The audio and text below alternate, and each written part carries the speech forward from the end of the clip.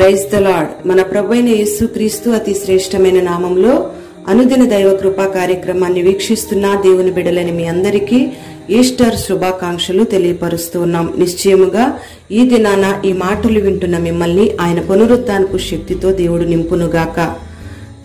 కొలస్సీ పత్రిక 2వ అధ్యాయం 12వ వాక్యంలో ఆయనను మృతులలో నుండి లేపిన దేవుని ప్రభావమందు విశ్వసించుట ద్వారా ఆయనతో కూడా లేచితిరి అని ఈ వాక్య భాగంలో రాయబడి ఉంది. ఇక్కడ దేవుని ప్రభావము అంటే పరిశుద్ధాత్మ. ఈ దినాన యేసయ్య మరణాన్ని జయించి తిరిగి లేచాడు, సమాధిని గెలిచాడు అని పండుగ జరుపుకుంటున్న నీవు దేని మీద నిరీక్షణ ఉంచాలో, వేటిని గురించి నిరీక్షణ కలిగి ఉండాలో తెలుసుకోవలసిన అవసరత ఎంతైనా ఉంది. మరి ఈ దినాన నీకుండవలసిన గొప్ప నిరీక్షణ ఏమిటంటే, నా ప్రభువు మరణాన్ని జయించి తిరిగి లేచాడు, రేపటి దినాన నన్ను కూడా అదే రీతిగా లేపుతాడు అనే నిరీక్షణ నీలో ఉండాలి. దేవుని ఆత్మ నీలో నివసిస్తే యేసయ్య ఎలా మరణాన్ని జయించి తిరిగి లేచాడో అలాగే నువ్వు కూడా లేపబడతావు. మరి ఈ దినాన నువ్వు కూడా మృత్యుంజయుడవై తిరిగి లేపబడాలి అంటే నీలో దేవుని ఆత్మ క్రియ జరిగించాలి. దేవుని ఆత్మ నీలో నివాసం ఉండాలి. రోమాపత్రిక 8వ అధ్యాయం 11వ వాక్యంలో మృతులలో నుండి యేసును లేపిన వాని ఆత్మ, మృతులలో నుండి క్రీస్తు యేసును లేపినవాడు చావునకు లోనైన మీ శరీరములను కూడా మీలో నివసించుచున్న తన ఆత్మ ద్వారా జీవింపచేయును అని రాయబడి ఉంది. మరి ఆ పునరుద్ధాన దినమందే ఈ మంటి దేహాలు మహిమ దేహాలుగా మార్చబడతాయి. దేవుని ఆత్మతో నింపబడిన దేహం సమాధిలో ఉన్న మట్టికి మన్నుగా మార్చబడిన ఆయన ఆర్భాటముతో ప్రధాన దూత శబ్దంతో దేవుని బోరతో దిగివచ్చేటప్పుడు ఆ ఆత్మ దేవుని స్వరాన్ని వింటుంది. దేవుని ఆత్మను కలిగిన వాళ్లే ప్రభువు రాకడలో ఎత్తబడతారు, ప్రభువు రాకడ కొరకు సిద్ధపడతారు, ప్రభువు యొక్క రాకడ శబ్దాన్ని వినగలుగుతారు. ప్రియ దేవుని బిడ్డను గమనించాలి. అక్షరానుసారంగా లేపబడే దినం ఒకటి ఉంది. అయితే దానికన్నా ముందు నువ్వు ఆత్మానుసారంగా లేపబడాలి. అంటే పాపమనే మరణం నుండి నువ్వు తప్పించుకుని దానిని జయించి బాప్తిస్మం అనుభవం ద్వారా లేపబడిన అనుభవంలోకి నువ్వు రావాలి. మరి నువ్వు ఆత్మానుసారంగా లేపబడితే పైనున్న వాటినే వెదకాలి. నువ్వు పైనున్న వాటిని వెదికితేనే క్రీస్తుతో కూడా లేపబడ్డావని గుర్తు.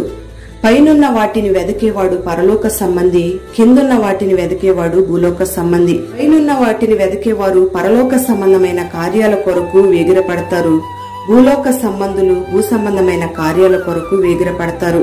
పైనున్న వాటిని వెదకడం అంటే నువ్వు ఆత్మ సంబంధమైన వాటిని వెదకాలి.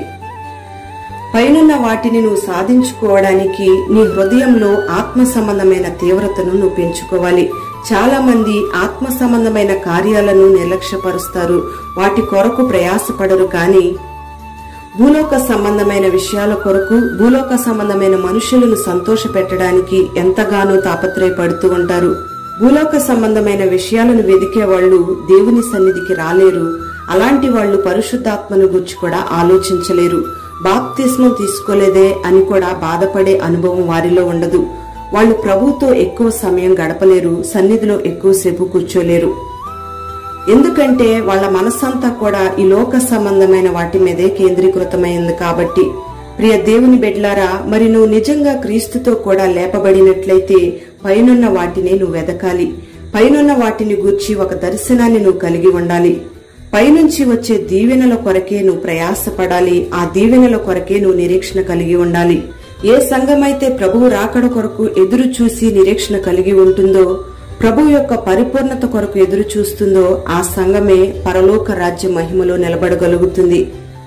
మరి ఈ దినాన దేవుని యొక్క ఆత్మను నువ్వు పొందుకుంటే, ఆ ఆత్మ నీలో నివాసము చేస్తే నువ్వు ఈ లోకంలో ఉన్న పాపాన్నంతటిని జయిస్తావు, మరణాన్ని గెలిచి యేసయ్య వలె తిరిగి లేపబడతావు. దేవుడు తన ఆత్మ ద్వారా నిన్ను బలమైన అభిషేకంతో నింపుతాడు. మరి రాబోచున్న పునరుద్ధాన దినాన నీ మంటి దేహాన్ని మహిమ దేహంగా దేవుడు మార్చబోతూ ఉన్నాడు. మరి ఈ దినాన నీకుండవలసిన గొప్ప నిరీక్షణ ఏమిటంటే, నా ప్రభువు లేచాడు, నన్ను కూడా లేపుతాడు, ఆయన పరలోక మహిమలో నన్ను నిలవబెడతాడు అనే ఒక నిరీక్షణ కలిగి నువ్వు జీవించాలి. మరి ఈ దినాన ఆయన పునరుద్ధానపు శక్తిని నువ్వు పొందుకుందువుగాక. ఆయన వలె లేపబడే అనుభవం నీలో కలుగునుగాక. ప్రార్థన. పరిశుద్ధుడైన తండ్రి, ప్రేమ కలిగిన దేవానికి స్తోత్రం చెల్లిస్తూ ఉన్నాం. ఈ దినాన ఈ మాటలు విన్నా నీ బిడ్డలందరినీ మీరు ఆశీర్వదించండి. ఈ ప్రత్యేకమైన దినాన నీ బిడ్డలలో ఒక గొప్ప నిరీక్షణ మీరు కలుగు చేయండి.